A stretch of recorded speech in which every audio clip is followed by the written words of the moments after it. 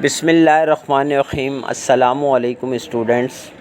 भाई class matric की chemistry की बुक है और आज जो है हम चैप्टर नंबर 3 स्टार्ट करने जा रहे हैं, ऑर्गेनिक केमिस्ट्री। ठीक है, ऑर्गेनिक केमिस्ट्री जो है इसके बारे में मैं आपको थोड़ा सा पहले इसका रिव्यू दे दूं और उसके बाद हम इसके एमसीक्यूज़ करेंगे। तो भाई सबसे पहले आपको पता है समरी ही मैं पढ़ता हूं, तो आ जाएँ समरी के पेज नंबर 53 पर। First time Berzelius used the word organic compound for those compounds which were obtained from animal and plants। देखें भाई, बेर्ज़ेलियस जो साइंटिस्ट था, इसने पहली बार ये ऑर्गेनिक का जो लफ्ज़ है वो इस्तेमाल किया था। कंपाउंड्स जो होते हैं ऑर्गेनिक कंपाउंड्स, वो किससे बनते थे? लाइव चीज़ों से, यानी एनिमल्स हो गए, प्लांट्स हो गए, इन चीज़ों से। According to vital force theory, organic compounds can only be prepared in living tissue by vital force। अब इन्हीं ने जो ये बेर्ज़ेलियस हैं, इन्होंने ही वाइटल फोर्स थ्योरी भी दी थी और इस थ्योरी के मुताबिक उन्होंने कहा था कि कंपाउंड्स जो हैं, ये ऑर्गेनिक कंपाउंड्स, ये सिर्फ बन सकते हैं जानदार टिश्यूज़ के ज़रिए। उनकी वाइटल फोर्स होती है, उसके ज़रिए ये बनते हैं। लेकिन बाद में जो है एक न्यू साइंटिस्ट आए, फ्राइडरिच वॉलर। उन्होंने इस थ्योरी को जो है, क्योंकि इनका कहना ये था, वाइटल फोर्स थ्योरी का जो दी थी इन्होंने बेर्ज़ेलियस ने, इनका कहना ये था कि जो ऑर्गेनिक कंपाउंड हैं वो लिविंग सेल से बनते हैं और ये सिर्फ जो है मतलब ये किसी लेबॉर्ट्री में जो है ना पॉसिबल नहीं है इनको बनाना। किसी लेबॉर्ट्री में सिंथेसिस यानी केमिकल के ज़रिए बनाना ये नामुमकिन सी बात है, बल्कि ये सिर्फ लिविंग ऑर्गेनिज़म से बनते हैं, वो ये बताना चाह रहे थे। और वाइटल फोर्स थ्योरी भी उन्होंने दी थी। लेकिन बाद में जो फ्राइडरिच वॉलर आए, उन्होंने ये आकर कहा कि नहीं, ऐसा नहीं है। उन्होंने इसको गलत करार दिया, यानी उन्होंने वो करके बताया कि यूरिया एक ऐसा कंपाउंड था जिसको हम खाद भी कहते हैं, उन्होंने उसको लेबॉर्ट्री में बनाकर दिखाया ऑर्गेनिक कंपाउंड से। ठीक है, तो ये तो इसका एक मेन चीज़ हो गई। अच्छा, अब ऑर्गेनिक कंपाउंड पहले तो यही समझ लें भाई, ऑर्गेनिक केमिस्ट्री जो हम पढ़ रहे हैं उसमें क्या है कि study of the structure, properties हो गई, कंपोजिशन हो गई किसी भी कंपाउंड की, ये तमाम चीज़ें जो हो गई, इसके अंदर मेन आइटम कौन सा होता है? कार्बन होता है।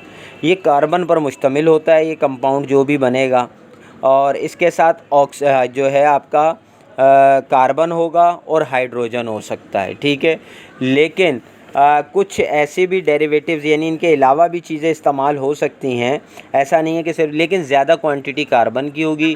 उसके बाद जो है हाइड्रोजन इसके साथ होता है। उसके अलावा भी जैसे nitrogen, oxygen, halogens, phosphorus, silicon, sulphur, ये डेरिवेटिव्स हैं इनकी, ये भी इस्तेमाल हो सकते हैं।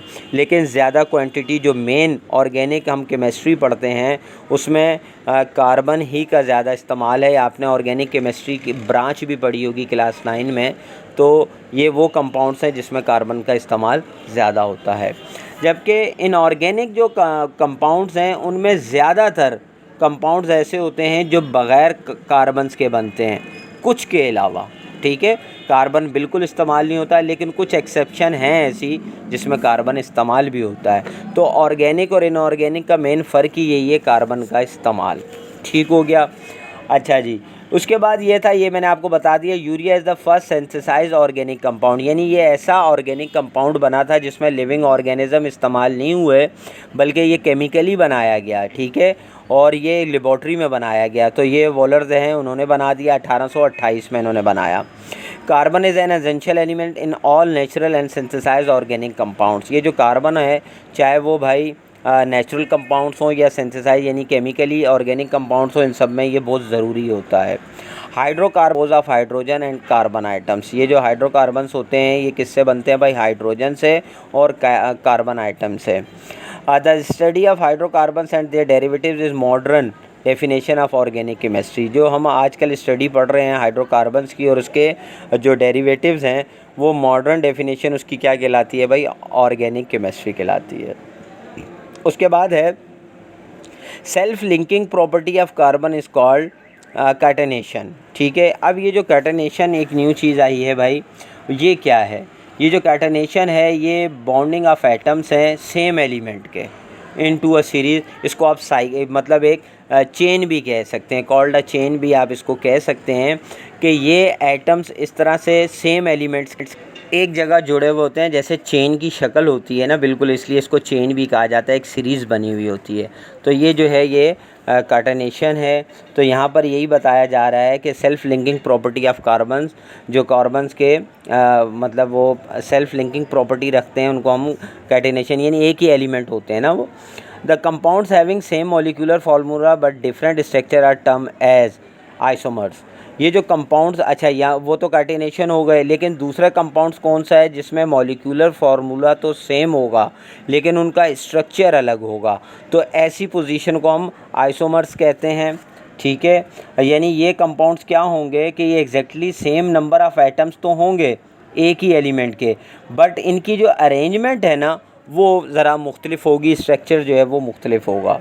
अच्छा, due to catenation and isomerisation millions of organic compounds are existed in the universe. इन दोनों चीज़ों की वजह से जो मिलियंस ऑफ ऑर्गेनिक कंपाउंड्स हैं वो पूरी दुनिया में एग्जिस्ट करते हैं।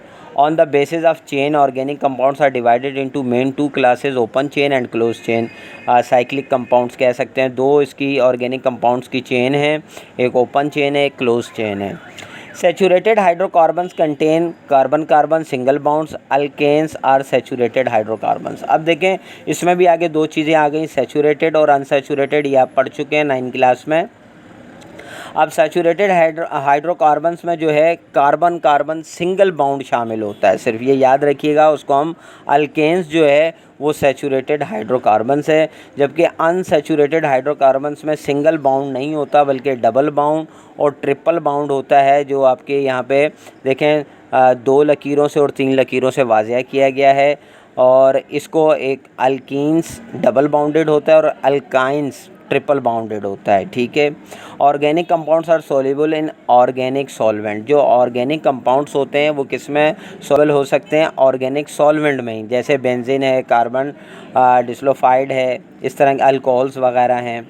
Organic compounds have weaker bonding than ionic compounds, so they have lower melting and boiling point. चूँकि ये वीकर होते हैं बाउंडिंग इनकी, आयोनिक कंपाउंड इनकी, तो इस वजह से इनका मेल्टिंग और बॉइलिंग पॉइंट लो होता है। Organic compounds have slow rate of reaction, और इनका रिएक्शन भी जो है वो बहुत स्लो होता है। On combustion all organ compounds produce one of the common product carbon dioxide. जलाने पर, अगर इनको जलाया जाए तो जितने भी ऑर्गेनिक कंपाउंड्स हैं वो क्या पैदा करते हैं? बिल्कुल सेम कार्बन डाइऑक्साइड पैदा करते हैं। The member of homologous series have same function group. देखें होमोलॉगस जो है मेंबर ऑफ होमोलॉगस सीरीज़, उनका सेम फंक्शनल ग्रुप होता है। ठीक है, उसके अलावा फिर पाकिस्तान में जैसे बता रहे हैं, coal is also called a black gold, क्योंकि भाई काला सोना है कोयला हमारे यहाँ। फिर in Pakistan the name Sui gas is use for natural gas हम यूज़ करते हैं। The name of organic compound is compose of 2 parts, prefix और suffix. Prefix tell the number of carbon atom and suffix functional group in each molecule. जो prefix होता है वो हमें atoms के नंबर बताता है, नंबर ऑफ़ कार्बन एटम्स कितने हैं, और सुफिक्स जो है उसका जो फंक्शनल ग्रुप होता है हर मॉलिक्यूल का, वो उसको बताता है। अच्छा जी, उसके बाद है alkyl radicals are perform by the removal of hydrogen from alkanes. अब जब हम हाइड्रोजन रिमूव करते हैं अल्केन में से तो क्या बनता है? अल्कल रेडिकल्स फॉर्म होते हैं। अब functional group is an atom और group of atom that give a molecule its characteristic properties.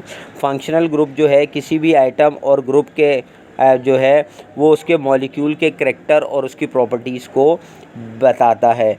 On the basis of functional group organic compounds are divided into different families. ये functional group की वजह से organic compounds जो है वो divide होता है, मुख्तलिफ फैमिलीज़ के अंदर डिवाइड हो जाता है फंक्शनल ग्रुप की वजह से। Many organic compounds are use in perfume, scent, paints, dyes and drugs. जो ऑर्गेनिक कंपाउंड्स है वो डेली लाइफ में जो चीज़ें इस्तेमाल होती हैं उसमें भी ये इस्तेमाल होता है। ये इसकी भाई ऑर्गेनिक कंपाउंड की पूरी चैप्टर के हवाले से जो है समरी थी। अब चलते हैं एमसीक्यूज़ की तरफ। फर्स्ट MCQs है, the branch of chemistry which deal with the hydrocarbons and their derivatives is known as. तो अभी हमने पढ़ा था, इसको न्यू नाम जो है वो ऑर्गेनिक केमिस्ट्री कहते हैं, ठीक है। ये अभी की जो हमने अभी पीछे पढ़ा भी था समरी में कि हाइड्रोकार्बन्स और उसके जो डेरिवेटिव्स हैं उसको अब जो न्यू साइंस में उसको ऑर्गेनिक केमिस्ट्री कहा जाता है। The general formula for alkanes is, C option है CnH2n+2, ठीक है। उसके बाद थर्ड है which of the following is an alcohol, तो इसमें भी सी ऑप्शन है CH3OH, ये अल्कोहल है। उसके बाद 4 है which of the following is saturated hydrocarbon, तो इसमें ऑप्शन बी है CH3, CH2, CH3। अब ये जो एक सिंगल लाइन नज़र आ रही है इसको सिंगल बाउंड कहते हैं, तो इसलिए सिंगल बाउंडिंग है ये। 5 है द प्रीफिक्स हेप्टा, ये हेप्ट लिखा हुआ है, ओरिजिनल आगे है, मतलब हेप्टी लिखते हैं लेकिन उसको हेप्टा कहा जाता है। Stand for the dash carbon atoms, तो हेप्टा जो है वो 7 के लिए इस्तेमाल होता है ये लफ्ज़ हेप्टा, ठीक है, ऑप्शन सी। 6 है the functional group COOH is use for, single bonding है भाई, तो ये इसका ऑप्शन नंबर डी है, कार्बोलिक एसिड्स। MCQ नंबर 7 है पॉलीथीन इज़, आपको पता है पॉलीथीन जो है प्लास्टिक में इस्तेमाल होता है, प्लास्टिक के लिए लफ्ज़ इस्तेमाल होता है, ऑप्शन सी। 8 है acetic acid is obtain from, ये जो एसिटिक एसिड है नीचे बनाना, डेट्स, गार्लिक दिया और विनेगर, तो ये विनेगर जो है ये मोस्ट एसिटिक एसिड है जिससे एसिटिक एसिड हासिल किया जाता है, ऑप्शन डी। 9 है alkenes have carbon carbon double bond, हमने अभी पीछे पढ़ा था ऑप्शन सी कि अल्कीन्स जो है इसमें डबल बाउंडिंग होती है कार्बन कार्बन की। लास्ट MCQs 10 है CH3 single bound CH2 is dash radical, तो भाई ऑप्शन बी है, एथिल कहलाता है CH3 सिंगल बाउंडिंग CH2, ठीक है। आप इसको यूँ भी कह सकते हैं C2H5, ठीक हो गया, तो ये एथिल कहलाता है, ऑप्शन बी। आई होप कि आपको ये एक्सप्लेनेशन और MCQ समझ आ गए होंगे। अगर कोई चीज़ समझ में ना आई हो तो भाई कमेंट ज़रूर कीजिएगा। इंशाल्लाह नेक्स्ट वीडियो में मिलते हैं, जब तक के लिए इजाज़त दीजिए, अल्लाह हाफ़िज़।